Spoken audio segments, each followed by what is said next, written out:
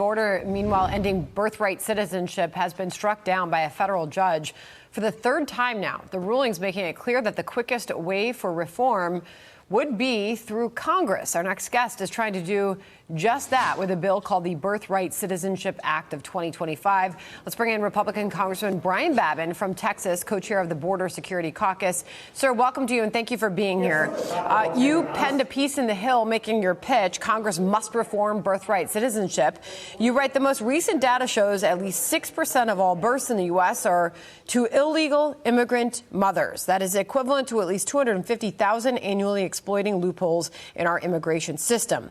This, you write, is not what the 14th Amendment intended.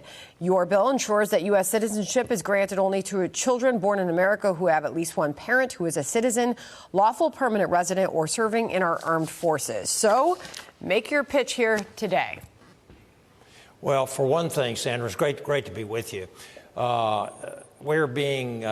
This bill is being accused of eliminating birthright citizenship. The executive order of President Trump does not eliminate birthright citizenship. This bill does not. I'll say this repeatedly. It does not eliminate birthright citizenship. It clarifies it. It has been the most misunderstood, misinterpreted thing, I think, in the federal government. It's been around since 1868, the 14th Amendment. And what this does is clarify who gets birthright citizenship. No way in heck did the founding fathers or did the Congress in 1868 in the post-Civil War era ever intend for illegal immigrants to come sneaking into our country or birth tourism to millionaires from China and elsewhere coming in to have babies and have these babies become citizens of the United States just by virtue of a misinterpretation of this 14th Amendment. So this will clarify, and you said it, there are three instances when one of the parents has to satisfy so that the baby will qualify and become a citizen of the United States of America. Okay. That's all we're doing. We're trying to bring clarification to this because it is nothing but a boondoggle. It is an abuse of our system, and it has to stop. You think you have the support in Congress to make that happen? Well, we've got, we've got about, I don't know how many we've got on it now, but it's 50 or 60 people that are on it. I think that we can probably get more than that on there. And if we can get this thing to the floor, I can guarantee you, if we could get it passed, the President of the United States will sign this into law, and then his executive order will be codified in the U.S. Code. I want to finish up by asking you about the growing threat of cartels here in the United States and beyond. This is Tom Homan on that on ABC on Thursday. Listen. I think the cartels would be foolish to take on the military, but we know they've taken on the Mexican military before. But now we have the United States military. Do I expect violence to escalate? Absolutely, because the cartels are making record amounts of money. And this was Victor Avila on our program last week. Listen.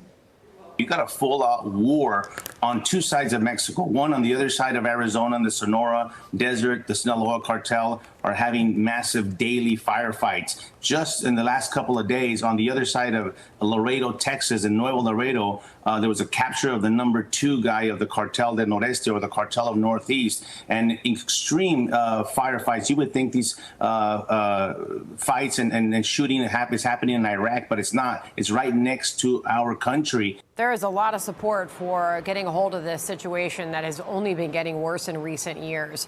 Are you hearing the right debate, and do you believe right now the administration is laying out policies that will fix this problem? Yes, ma'am, I do. I certainly believe that. And listen, it's no tragedy that we are being pushed back by activist federal judges and the Democratic Party. This is what we want to happen. We want this to get into the U.S. Supreme Court, wind its way through the court system, and get up to SCOTUS, and have them, make an interpretation and a ruling on this, which will eliminate all confusion in the future. And let me tell you something. What Mr. Avila just said, what Tom Homan just said. We have a war that is going on down at our southern border, and this was the #1 issue in our district. And I live 200 miles from my district is 200 miles from the border, even though I'm a Border Security Caucus co-chair.